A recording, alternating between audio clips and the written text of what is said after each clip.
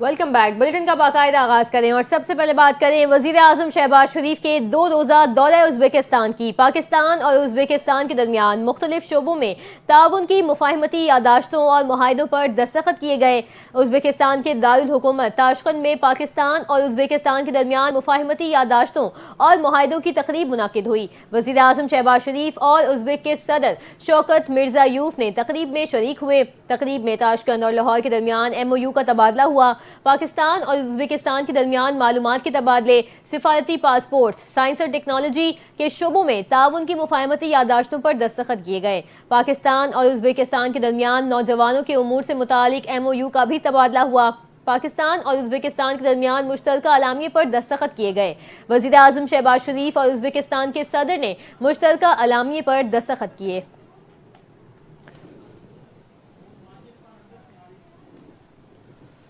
वज़ीर आज़म शहबाज शरीफ और उज़्बेकिस्तान के सदर ने मुश्तरका प्रेस कॉन्फ्रेंस की। सदर उज़्बेकिस्तान ने कहा कि वज़ीर आज़म शहबाज शरीफ को खुशामदीद कहते हैं। दोनों ममालिक के दरमियान मुफीद गुफ्तगू हुई। रोशन मुस्तकबिल के दोनों मुल्कों की गुफ्तगू और मुआहदे अहम हैं। उज़्बेक सदर ने मज़ीद कहा कि मुश्तरका लाहे अमल और मवाक़े से फ़ायदा उठाया जाएगा। खुशहाल मुस्तकबिल के लिए नेक तमन्नाओं का इजहार करता हूँ। दोनों ममालिक के ताल्लुकात में वक्त गुजरने के साथ इजाफा हो रहा है। बाकायदा परवाज़ें दोनों मुल्कों के लिए फ़ायदा मंद हैं। वज़ीर आज़म शहबाज शरीफ ने कहा कि दौरे उज़्बेकिस्तान के दौरान मेज़बानी पर मशकूर हूं। पाकिस्तान और उज़्बेकिस्तान के दरमियान मजबूत रवाबित कायम हैं। पाकिस्तान और उज़्बेकिस्तान के ताल्लुकात की तवील तारीख है। दोनों ममालिक के दरमियान दरुसम में ताल्लुकात आगे बढ़ रहे हैं। शहबाज शरीफ ने कहा कि सरमायाकारों और तिजारत में इजाफा दोनों मुल्कों के मफाद में है।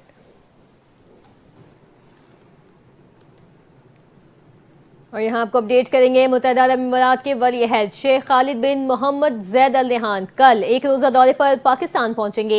वली अहद पाकिस्तान की सियासी क़यादत से मुलाकात करेंगे, जबकि अहम मुआहिदों पर दस्तखत भी मुतवक्के हैं। वली अहद सदर आसिफ अली ज़रदारी और वज़ीर आज़म शहबाज शरीफ से मुलाकातें करेंगे। सदर मुमलिकत आसिफ अली ज़रदारी वली अहद को पाकिस्तान के आला तरीन एहसास निशान पाकिस्तान से नवाजेंगे।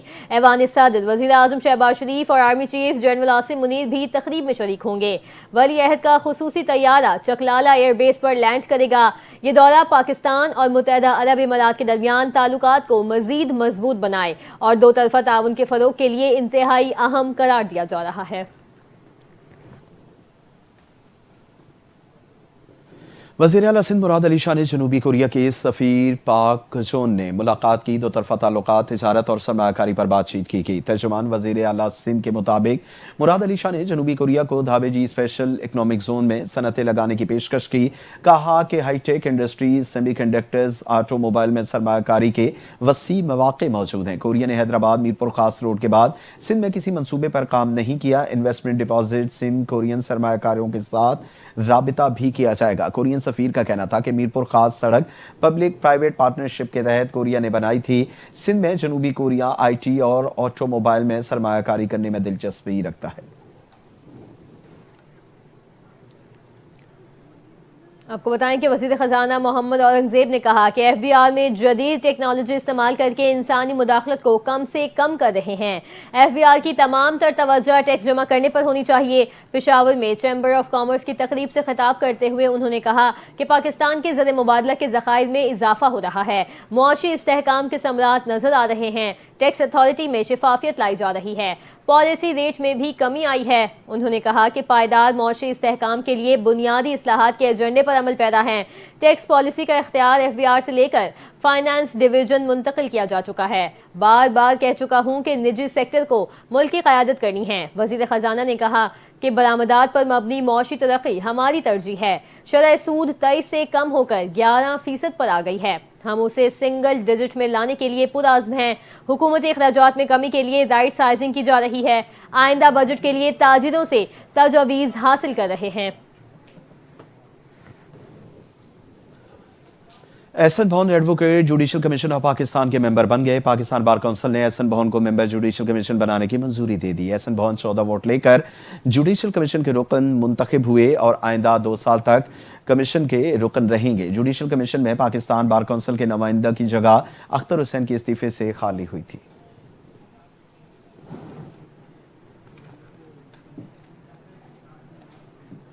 اور یہاں کو بتائیں کہ سپریم کورٹ میں فوجی عدالتوں میں سویلینز کے ٹرائل کے خلاف انٹرا کورٹ اپیل پر سماعت کے دوران جسٹس جمال مندوخیل نے دماغ دیے کہ 5 ججز متفق تھے کہ سویلینز کا خصوصی ٹرائل نہیں ہو سکتا۔ جسٹس محمد علی مظہر نے کہا ججز نے اضافی نوٹ نہیں بلکہ فیصلے لکھے تھے۔ جسٹس منصور علی شاہ نے ماضی سے اپیل کا حق درست قرار دیا تھا۔ میں نے اختلاف کیا، ماضی سے اپیل کا حق مل جاتا تو 1973 سے اپیلیں آنا شروع ہو جاتی۔ دوران سماعت فیصل صدیقی ایڈوکیٹس نے دلائل دیتے ہوئے کہا کہ خصوصی عدالتوں کے خلاف 5 رکنی بینچ کا ایک نہیں 3 فیصلے ہیں۔ جسٹس عائشہ ملک، جسٹس منیب اختر اور جسٹس یاحیٰ آفریدی نے فیصلے لکھے۔ تمام ججز کا ایک دوسرے کے فیصلے سے اتفاق تھا۔ ججز کے فیصلے یکساں اور وجوہات مختلف ہوں تو تمام وجوہات فیصلے کا حصہ تصور کی جاتی ہیں۔ جسٹس محمد علی مظہر نے کہا کہ ججز نے اضافی نوٹ نہیں بلکہ فیصلے تحریر کیے تھے۔ جسٹس جمال خان مندوخیل نے کہا کہ تمام 5 ججز متفق تھے کہ سویلینز کا خصوصی ٹرائل نہیں ہو سکتا۔ فیصل صدیقی نے کہا کہ عزیر بھنڈاری نے انٹرا کورٹ اپیل کا دائرہ اختیار محدود ہونے کا موقف اپنایا۔ عزیر بھنڈاری کے موقف سے اتفاق نہیں کرتا۔ عزیر بھنڈاری کا انحصار پریکٹس اینڈ پروسیجر کیس میں جسٹس منصور علی شاہ کے نوٹ پر تھا۔ سپریم کورٹ نے 9 مئی کو راولپنڈی میں عسکری تنصیبات پر حملوں کے کیس کی سماعت کے دوران پنجاب حکومت کو رپورٹ جمع کرانے کی مہلت دے دی۔ چیف جسٹس کی سربراہی میں 3 رکنی بینچ نے اپیلوں پر سماعت کی۔ سماعت کے دوران ایڈیشنل پروسیکیوٹر جنرل پنجاب نے ملزمان کی ضمانت منسوخی کے لیے دائر اپیلوں پر دلائل کے لیے وقت مانگ لیا اور کہا کہ JIT رپورٹ جمع کرانا چاہتے ہیں تو اس کی روشنی میں دلائل دیں گے۔ عدالت نے پنجاب کو رپورٹ جمع کرانے کی مہلت دی۔ چیف جسٹس یاحیٰ آفریدی نے کہا کہ کچھ اپیلیں تو مقدمہ منتقل کرنے کی بھی ہیں، مقدمہ منتقلی کی اپیلیں تو غیر مؤثر ہو چکی ہیں۔ ایڈیشنل پروسیکیوٹر جنرل پنجاب نے کہا کہ انسداد دہشت گردی عدالت راولپنڈی کے جج کا تبادلہ بھی ہو چکا ہے۔ ٹرانسفر کی 11 درخواستیں ہیں، سب میں 2 لاکھ روپے جرمانہ کیا گیا۔ فیصلے میں پروسیکیوٹر جنرل پنجاب کے خلاف ریمارکس بھی دیے گئے ہیں۔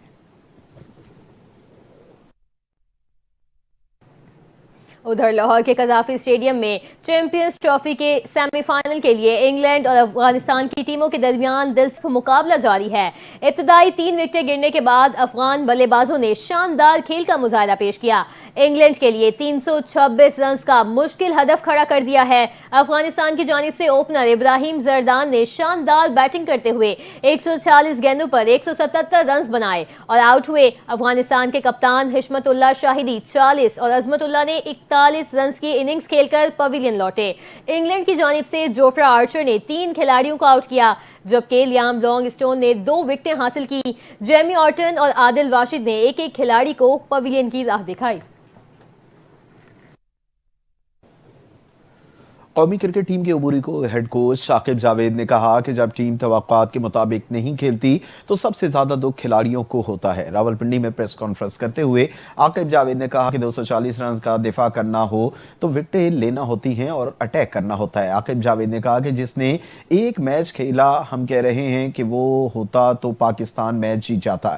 یہ جو ہماری ٹیم تھی یہی بیسٹ اور ممکنہ ٹیم تھی، ایک بھی ایسا کھلاڑی نہیں جو بغیر پرفارمنس کے ٹیم میں آیا ہو۔ انہوں نے کہا کہ ٹیم کو بنانے میں ہماری سوچ تھی کہ بہترین ٹیم بنائیں، ایسا نہیں ہے کہ یہ کھلاڑی کچھ کر کے نہیں آئے، یہ حقیقت ہے کہ ہماری پرفارمنس نہیں آ رہی۔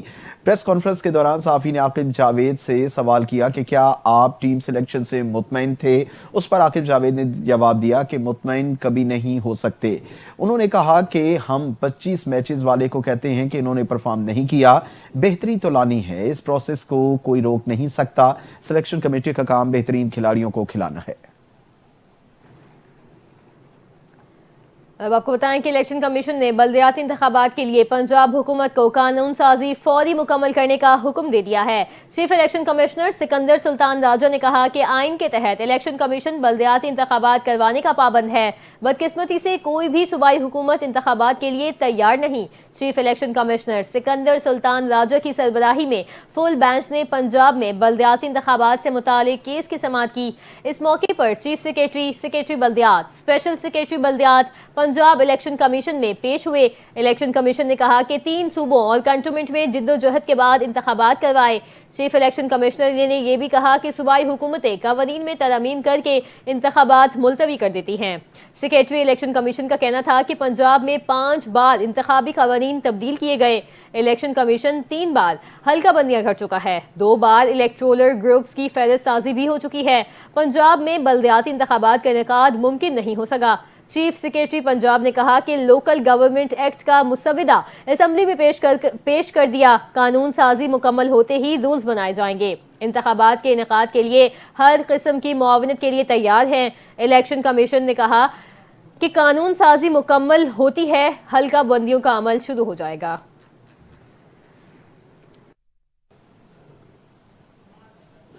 लाहौर हाई कोर्ट ने पीका एक्ट में तरमीम के खिलाफ दरखास्त पर वफाकी हुकूमत और दीगर हुक्काम को नोटिस जारी करके जवाब तलब कर लिया। दरखास्त में मौक़िफ़ अपनाया गया कि पीका बिल मुतल्लका स्टेक होल्डर्स और सहाफ़ती तंजीमों की मुशावरत के बगैर लाया गया। पीका तरमीमी बिल की मंजूरी से आइन में दिया गया आज़ादी इज़हार राय को शदीद मुतासर किया गया। दरखास्त में कहा गया कि पीका तरमीम एक्ट आइन में दिया गया आज़ादी इज़हार राय से मुतसादिम है और दरखास्त में इस्तदा की जाती है कि पीका तरमीमी एक्ट को कलअदम करार दिया जाए। पीका तरमीमी एक्ट के तहत होने वाली कार्रवाइयों को दरखास्त के हतमी फैसले से मशरूत किया जाए।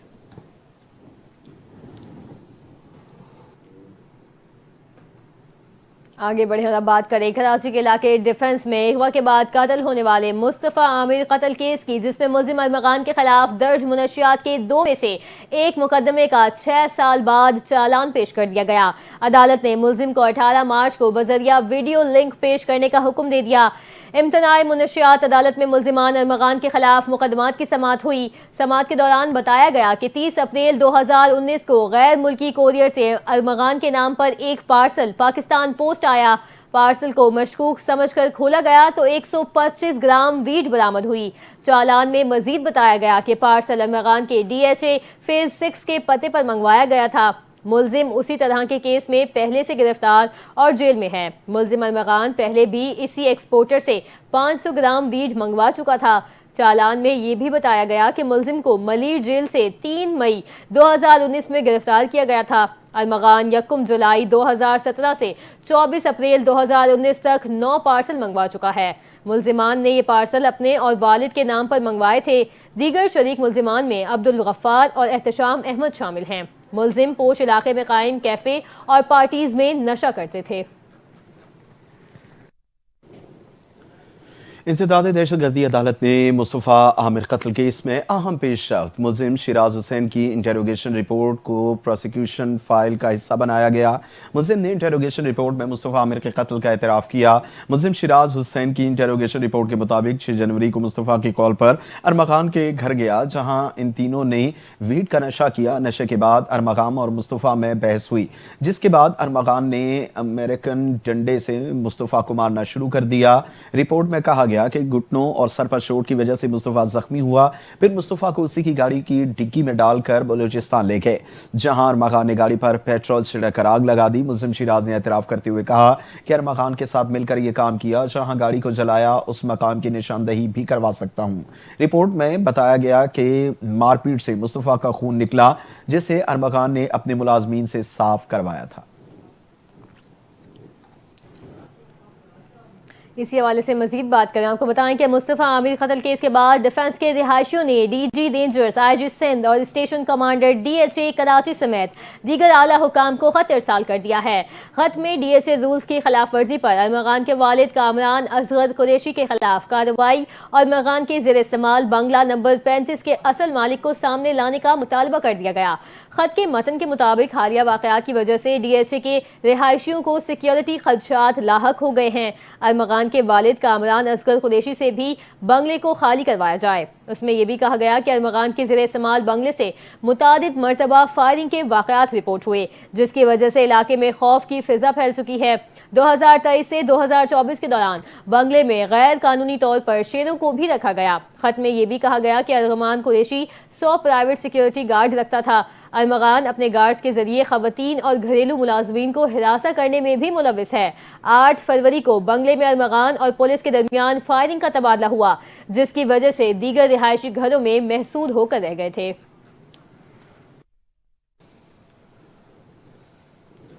مصطفیٰ قتل کیس کے بعد علاقہ مکینوں کی جانب سے پولیس کو خط لکھے جانے کے بعد ڈی آئی جی سعود اسد رضا کا موقف بھی سامنے آ گیا۔ ڈی آئی جی سعود اسد رضا کے مطابق 21 فروری کو رہائشیوں کا خط موصول ہوا، خط پر مزید اقدامات شروع کر دیے گئے ہیں۔ اسد رضا نے کہا کہ پولیس اور دیگر اداروں کی مدد سے ارمغان کے زیر استعمال بنگلے کو خالی کرائے گی۔ ڈی ایچ ای رولز کی خلاف ورزی پر متعلقہ اداروں سے مشاورت کے بعد ایکشن لیں گے۔ کراچی کے بجلی صارفین کو کتنا ریلیف ملے گا؟ بجلی 4.95 فی یونٹ تک سستی کرنے کے لیے نیپرا کے الیکٹرک کی درخواست پر سماعت آج کرے گا۔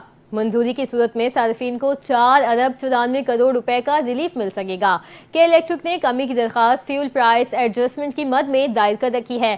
بجلی کی قیمتوں میں کمی دسمبر 2024 کے ایف سی اے کی مد میں متوقع ہے۔ نیپرا اتھارٹی درخواست پر سماعت کے بعد حتمی فیصلہ کرے گی۔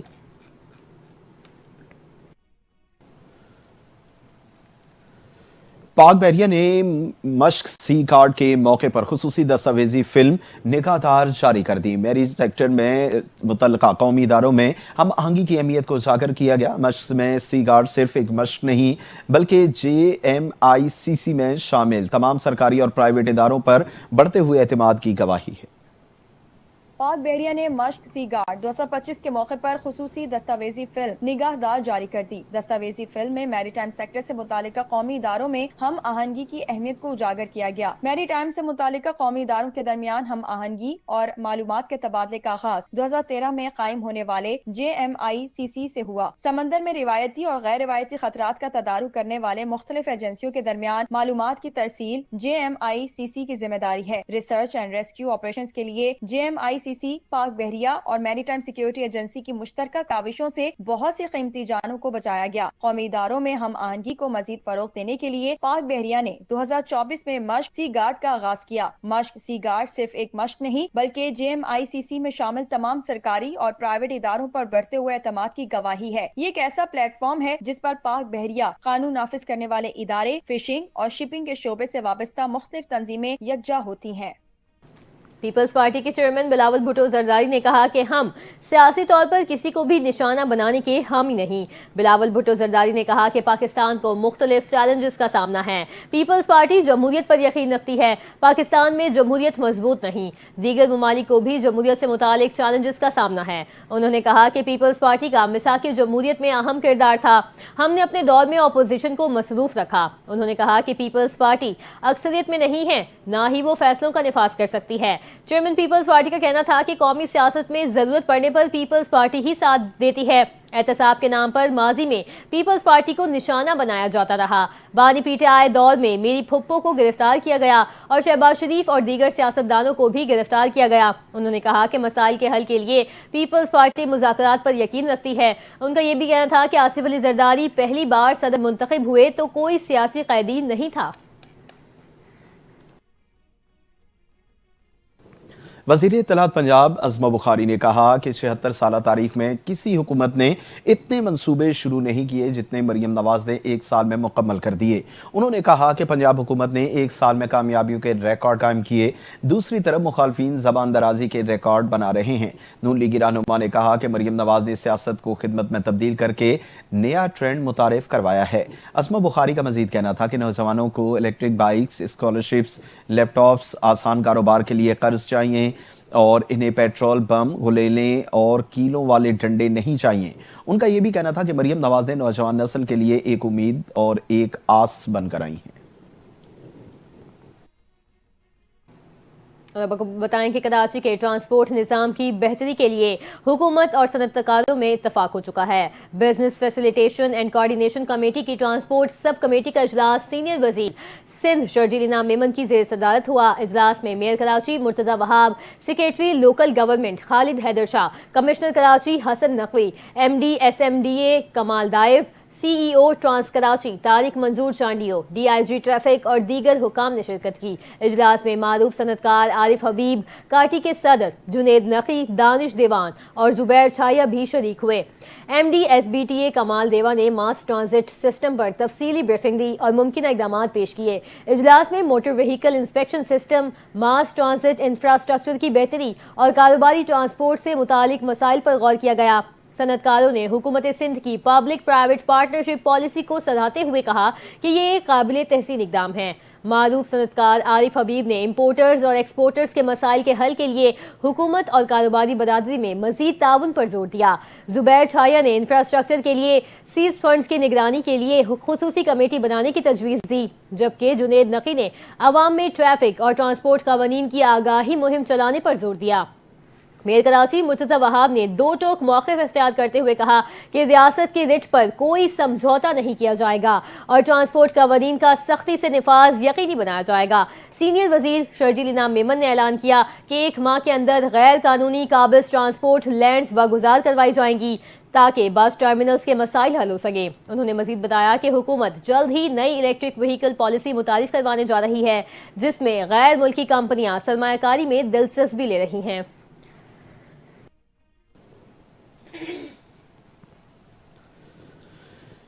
دیگر خبروں میں آپ کو بتائیں کہ شہر قائد میں ٹریفک حادثات میں 2 افراد کی زندگیاں ختم ہو گئی۔ پہلا حادثہ کورنگی گودام چورنگی سوئی گیس آفس کے قریب پیش آیا۔ ریسکیو حکام کا کہنا ہے کہ متوفی موٹر سائیکل پر سوار، جبکہ حادثہ ٹرالر کی ٹکر سے پیش آیا۔ پتہ چلا کہ جس کا ڈرائیور موقع سے ٹرالر سمیت فرار ہو گیا۔ دوسرا حادثہ کورنگی سنگر چورنگی الحسن اسٹاپ کے قریب 2 موٹر سائیکلوں کے تصادم سے پیش آیا، جبکہ فوری طور پر متوفی شناخت نہیں ہو سکی، جس کی عمر 50 سال کے قریب بتائی جا رہی ہے۔ امدادی ٹیموں نے زخمی ہونے والے نوجوان کو 24 سالہ ناصر کو طبی امداد کے لیے اسپتال منتقل کیا۔ پولیس نے حادثے کی تحقیقات شروع کر دی۔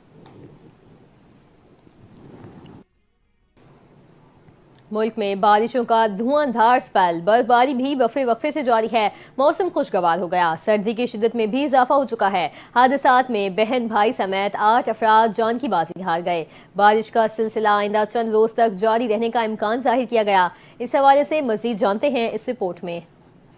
ملک میں بارش اور برفباری کا سلسلہ وقفے سے جاری ہے۔ بارش کے باعث موسم خوشگوار اور سردی کی شدت میں اضافہ ہو گیا۔ محکمہ موسمیات کے مطابق بارش کا سلسلہ آئندہ چند روز تک جاری رہے گا۔ خیبر پختونخوا میں آئندہ 24 گھنٹوں کے دوران مزید بارش اور پہاڑوں پر برفباری کا امکان ہے۔ گزشتہ روز سب سے زیادہ بارش کالام میں 22 ملی میٹر ریکارڈ کی گئی۔ آئندہ 24 گھنٹوں کے دوران پشاور، نوشہرہ، مردان، چارسدہ، سوابی، چترال، دیر، سوات، جنوبی وزیرستان میں بارش اور بالائی اضلاع میں پہاڑوں پر برفباری کا امکان ہے۔ گزشتہ روز صوبے کے بیشتر اضلاع میں بارش اور مالم جبہ میں برفباری ہوئی۔ کالام میں 22، پارا شنار اور دیر میں 16 ملی میٹر بارش ہوئی۔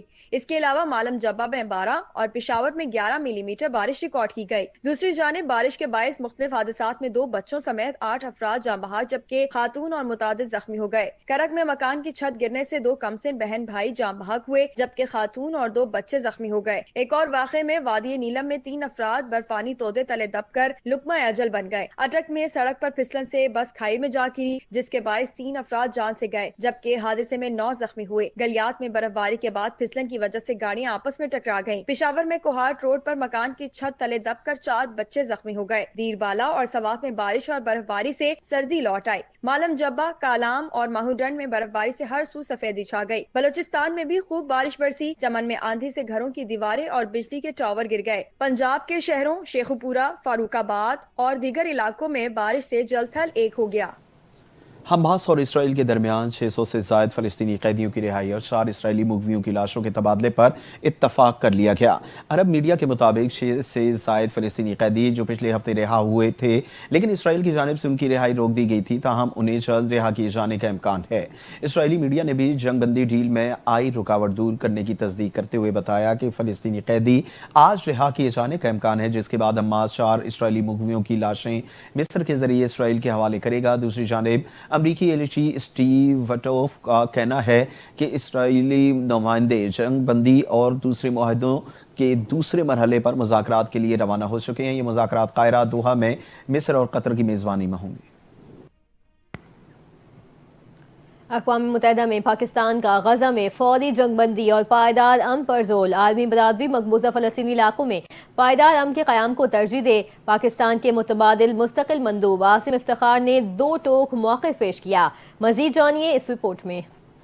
اقوام متحدہ میں پاکستان نے غزہ میں فوری اور مکمل جنگ بندی کا مطالبہ کرتے ہوئے عالمی برادری پر زور دیا ہے کہ وہ مقبوضہ فلسطینی علاقوں میں پائیدار امن کے قیام کو اپنی ترجیح بنائے۔ اقوام متحدہ میں پاکستان کے متبادل مستقل مندوب عاصم افتخار نے سلامتی کونسل میں بریفنگ کے دوران کہا کہ اسرائیل کی مغربی کنارے میں جارحیت کو فوراً روکا جائے اور انسانی امداد کو کسی بھی صورت میں ہتھیار کے طور پر استعمال نہ کیا جائے۔ انہوں نے غزہ میں فوری جنگ بندی کی ضرورت پر زور دیتے ہوئے کہا کہ مشرق وسطی میں بدامنی کی بنیادی وجہ اسرائیل کا غیر قانونی قبضہ ہے اور عالمی برادری کو مقبوضہ فلسطینی علاقوں میں دیر پا امن کے قیام کو اولین ترجیح دینی چاہیے۔ عاصم افتخار نے سلامتی کونسل سے مطالبہ کیا کہ وہ فلسطینیوں کی جبری بے دخلی کے خلاف مضبوط موقف اختیار کرے۔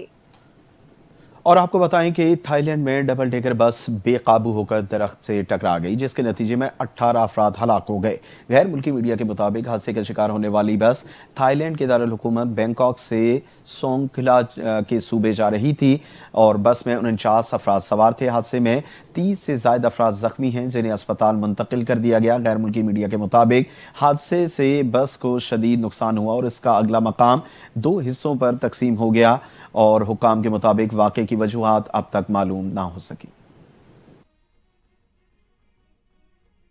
آسٹریلوی فاسٹ بولر پیٹ کمنز بھارت کے ایک ہی وینیو پر میچ رکھنے کے ICC کے فیصلے پر پھٹ پڑے۔ آسٹریلوی فاسٹ بولر نے کڑی تنقید کرتے ہوئے کہا کہ چیمپئنز ٹرافی میں بھارتی ٹیم کو فائدہ ہی فائدہ ہے۔ ایک ہی وینیو پر کھیلنے کی وجہ سے بھارت کی ٹیم کو ٹورنامنٹ میں بڑا فائدہ مل رہا ہے۔ واضح رہے کہ بھارت کرکٹ ٹیم کے پاکستان میں نہ آنے کی وجہ سے بھارت اپنے میچز دبئی میں کھیل رہا ہے۔